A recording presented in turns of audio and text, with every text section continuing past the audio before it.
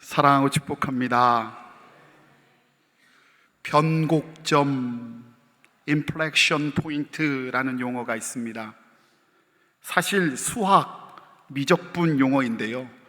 갑자기 처음부터 머리 아프십니까? 간략히 설명하자면 말 그대로 곡선이 변화하는 점, 지점을 가리킵니다.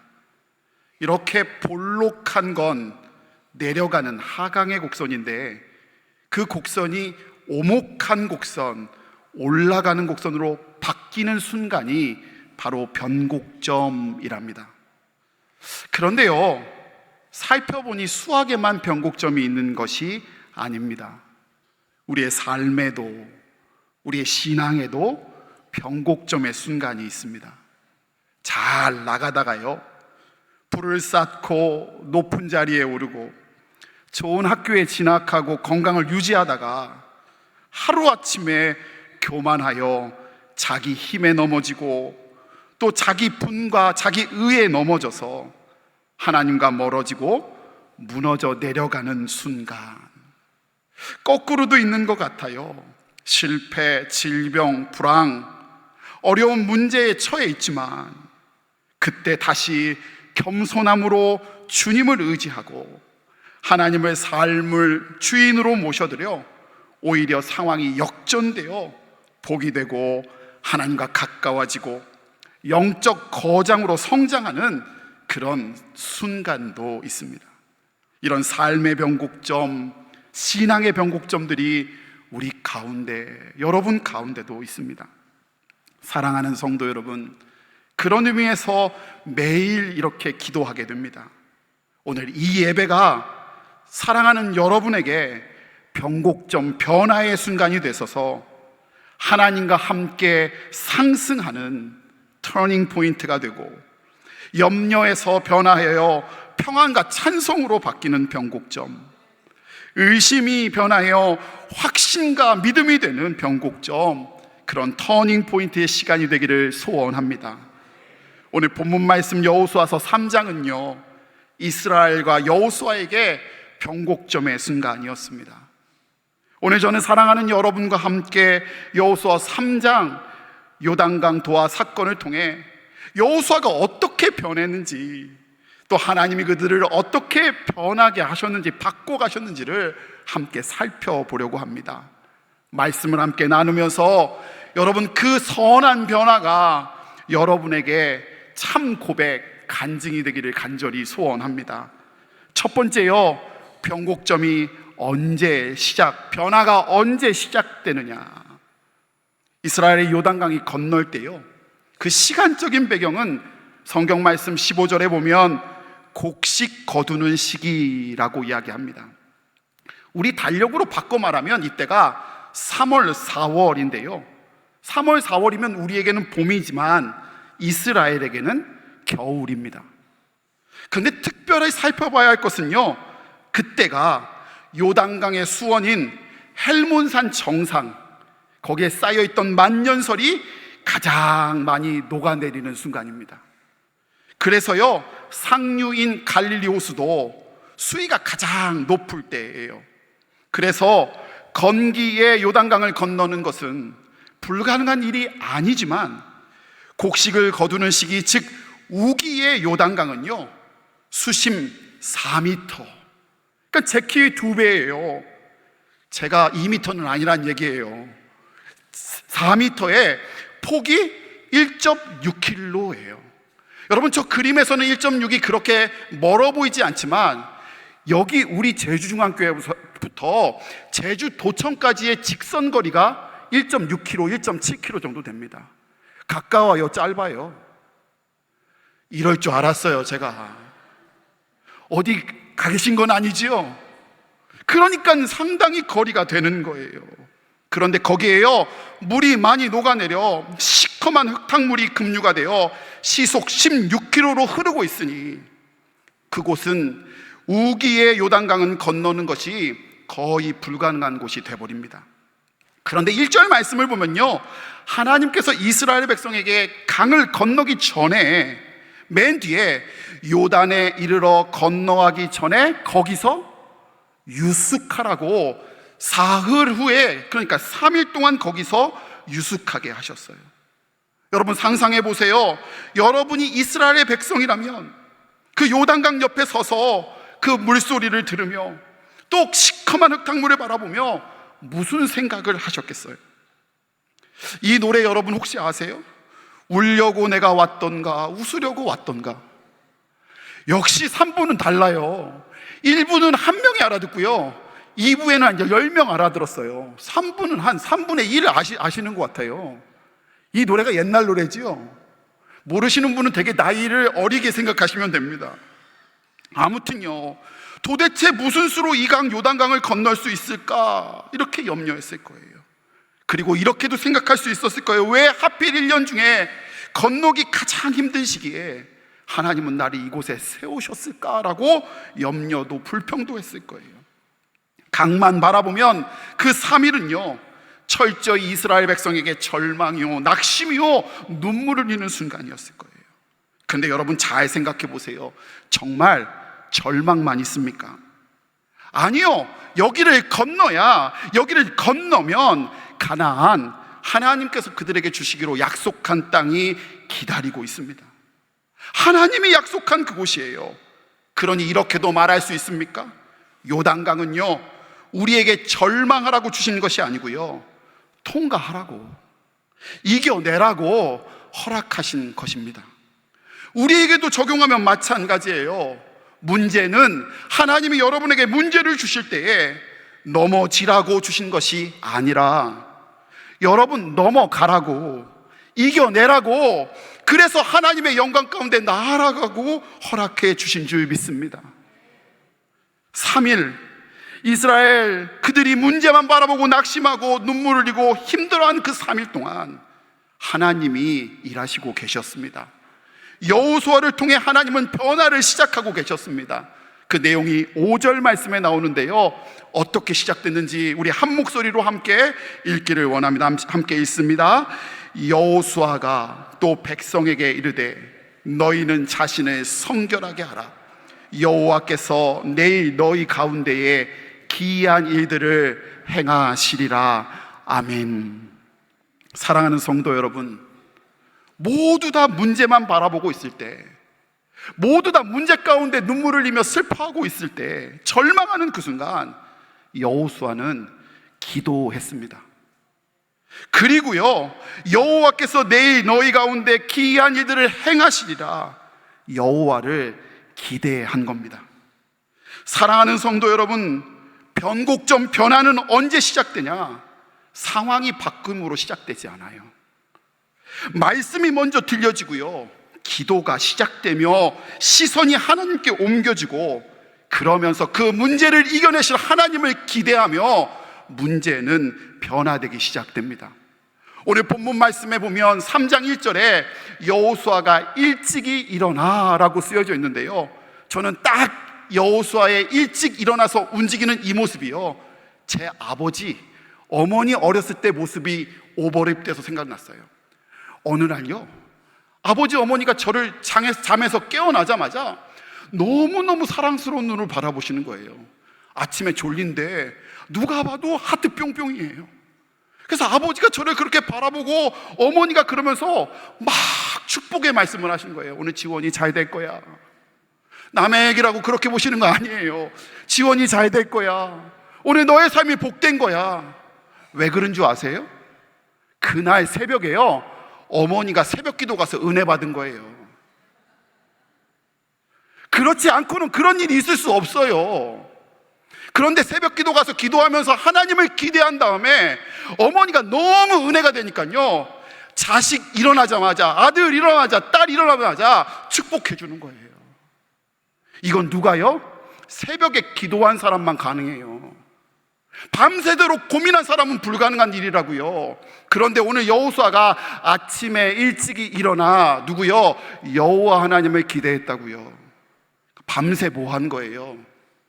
걱정이요? 슬픔이요? 기도했어요. 기도. 여러분, 문제를 보고요 슬퍼하는 것 나쁜 것 아니에요. 문제를 보고 낭망하는 것 뭐라 할 일이 아니에요. 그런데 조금 냉정하게 말씀드리면요, 눈물을 흘린다고 걱정한다고 문제가 사라지지 않아요. 언제 문제가 변하기 시작되냐? 여러분, 하나님께 기도하며 하나님을 기대할 때 문제의 변곡점을 시작하는 줄 믿습니다. 내일 새벽에 다 나오실 거죠? 왜 문제가 변하길 원하면서, 문제가 변곡점을 원하면서 왜 기도 안 하시는데요? 정말 걱정되는 건요, 새벽 기도에 나와서 기도하는 그 사람이 걱정되는 게 아니고요, 문제가 있음에도 기도하지 않는 게 걱정이라고요. 기도할 때 하나님을 기대하게 하시고, 기도할 때 변곡점이 시작되는 줄 믿습니다. 사랑하는 여러분, 하나님을 기대합시다. 하나님께 기도합시다. 저와 여러분의 기도로 변곡점의 역사가 여러분의 가정과 일터 가운데, 자녀 가운데 시작될 줄 믿습니다. 두 번째요, 변곡점은 어떻게 행해지느냐? 여러분 잘 아시다시피 이스라엘 백성은 출애굽 여정 가운데 물을 몇 번 건넜어요? 몇 번 건넜어요? 2번 건넜어요. 첫 번째 출애굽하며 모세와 함께 홍해를 건넜고요, 또 두 번째 가나안에 들어가면서 여호수아와 함께 요단강을 건넜습니다. 여러분, 뒤에요 빼골이요, 얘는요 홍해예요, 요단강이에요? 모르죠. 제가 이거 처음 설치한 날 이렇게 예배 인도하러 이렇게 올라가는데요, 2부 성가대 어떤 권사님이 그러는 거예요. 모세다 이러는 거예요. 모세 올라가면 갈라진다고요. 아멘이죠. 근데 제가 속으로 꼬여가지고 뭐라는 줄 알아요? 여호수아인데 이랬어요. 아무튼 2번 건넜어요. 그런데 여러분, 초등학생 같은 질문일지 모르겠지만 한번 생각해 보세요. 어떤 게 더 힘들었을까요? 여러분 생각에 홍해 건너는 게 어려웠을까요? 요단강 건너는 게 어려웠을까요? 말씀을 준비하다가 홍해 건너는 거, 요단강 건너는 거 사이에 큰 차이가 있다는 것을 한 가지 발견했어요. 잘 보세요. 먼저 홍해를 건널 때 출애굽기 14장 16절 말씀을 보면, 그림을 그리듯이 제가 읽어드리니까 한번 상상해 보세요. 모세가 지팡이를 들고 손을 바다 위로 내밀어 그것이 갈라지게 하라. 이스라엘 자손이 바다 가운데서 마른 땅으로 행하리라. 그림이 그려지세요? 모세가 지팡이를 들고 홍해를 갈랐고요, 그런 다음에 이스라엘이 마른 땅으로 건너간 거예요. 이해되셨죠?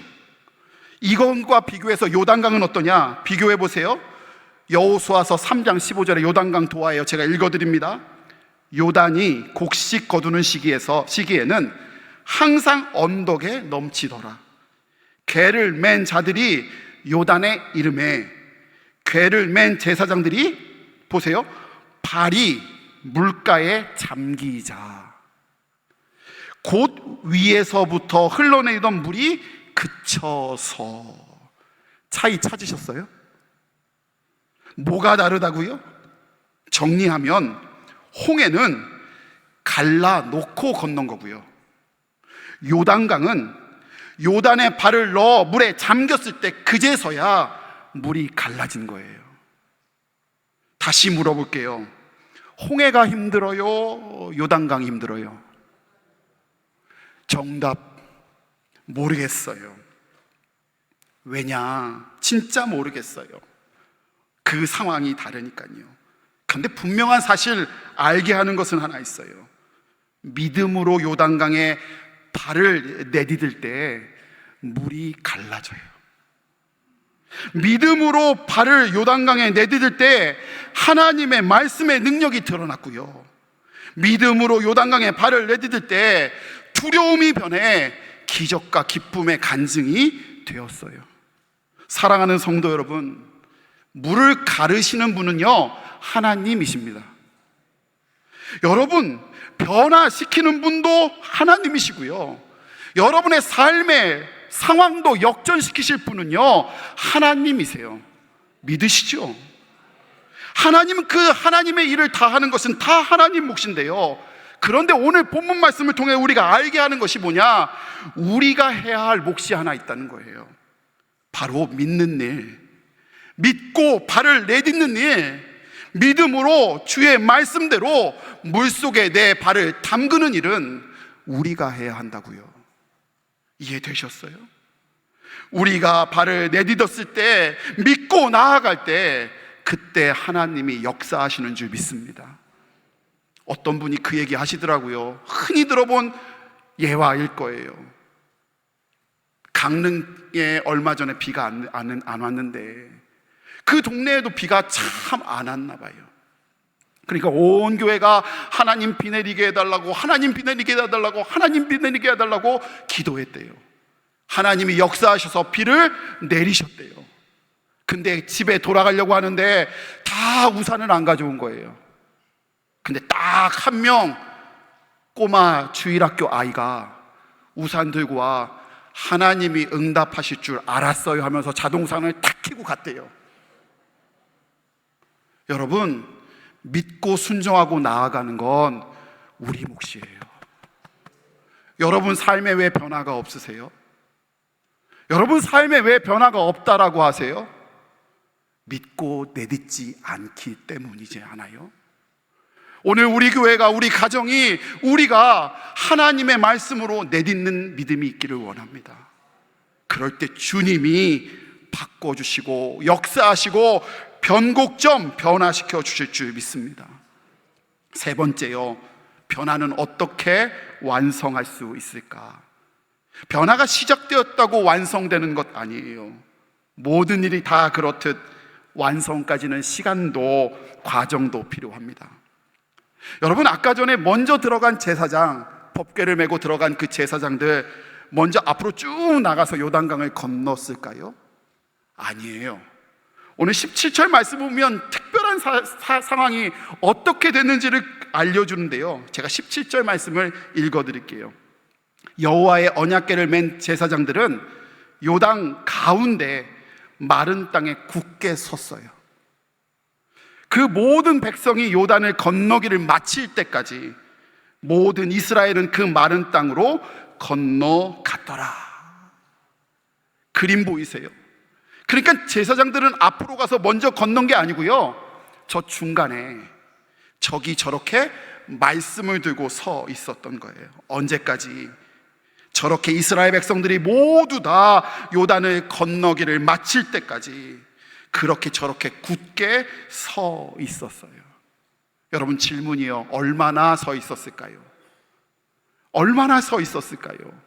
금방, 잠깐 서 있었을까요? 이스라엘의 인구는 약 200만이라고 합니다.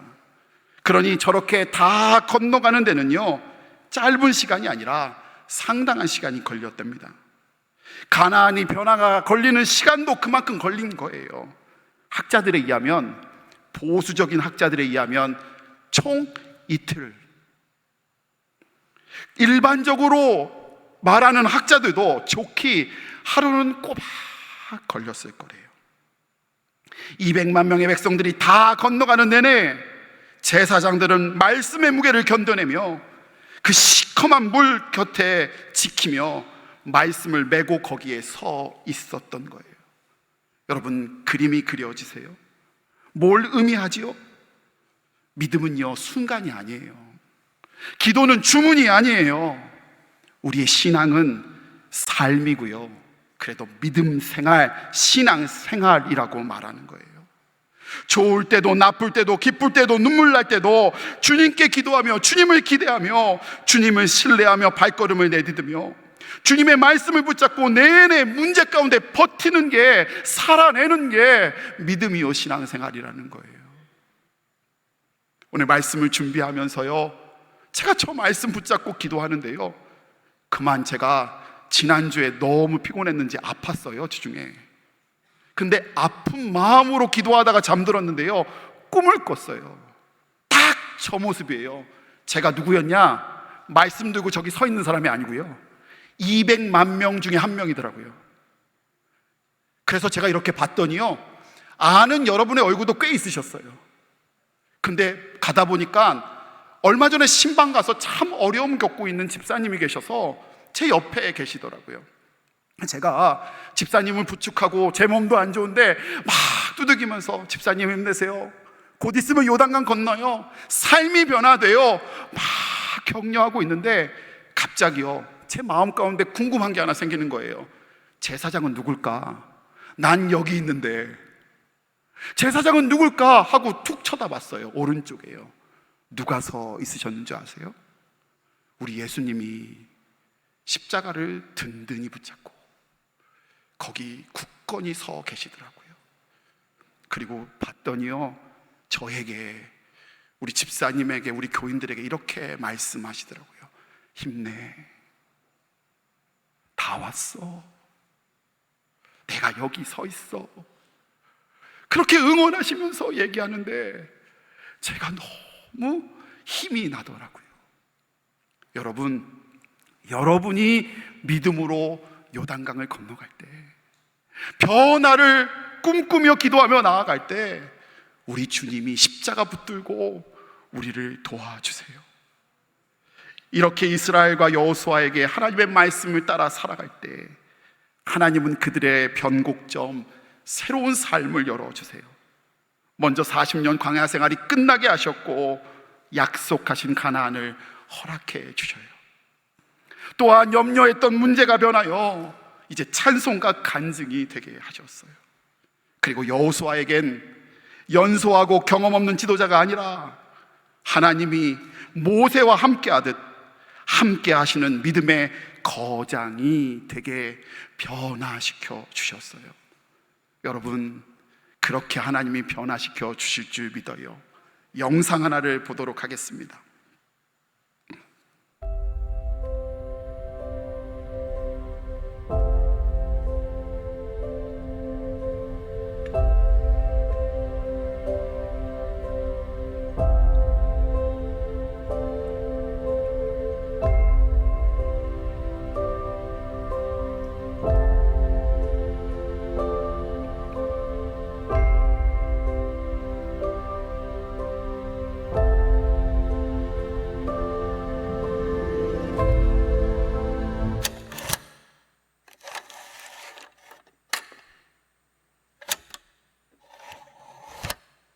남편을 위해 늘 기도해 왔어요. 언젠가는 하나님께서 응답해 주실 거라는 믿음은 있었죠.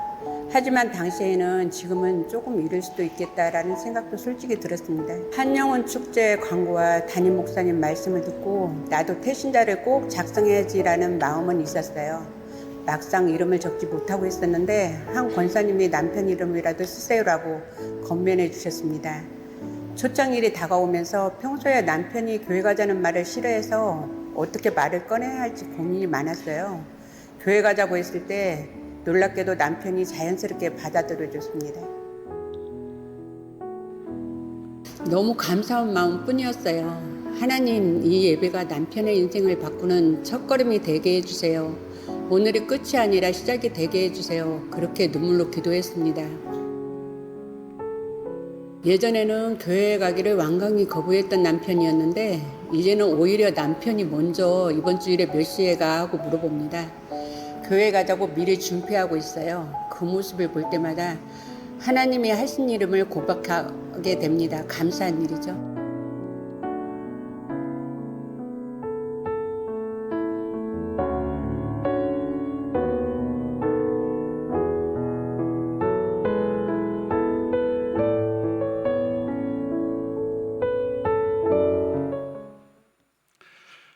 권사님의 간증 잘 보셨습니까? 우리가 작정하고 우리가 마음 먹을 때 하나님 안에서 기도하며 나아갈 때 하나님이 일하십니다. 우리의 삶의 변화를 원하시는 것도 하나님이 하십니다. 지난 월요일부터 수요일까지 저희 교회에서는 전국 여장로의 수련회가 있었습니다. 그런데요, 6분의 강사가 쓰셨어요. 다른 수련회보다 훨씬 많이 있었죠. 그런데 그 6명 중에 최고 은혜를 주시고 가장 인기 있던 강사가 누군지 아세요? 제 입으로 좀 얘기하기 그렇지만 저예요. 그분들이 나중에 평가회 하시면서 정말 그렇게 결론 내리셨대요. 별명도 줘주셨어요. 장영웅. 너무 위험한 발언을 했나요? 근데 어떤 분이 제게 이렇게 얘기하셨어요. 목사님은 목표가 뭐예요? 이제는 교회 출석 인원이 1, 2, 3, 4부 다음 세대까지 다 하면 평균 700명이 주일날 출석하고, 그리고 재적이 이제 1250명이 됐는데 목사님 목표는 뭐세요? 2000명인가요? 5000명인가요? 제가 이렇게 말씀드렸어요. 저는 숫자를 한 번도 목표 삼은 적이 없어요. 하나님의 목적이 여러분 한 영혼에게 있다는 것을 알기에,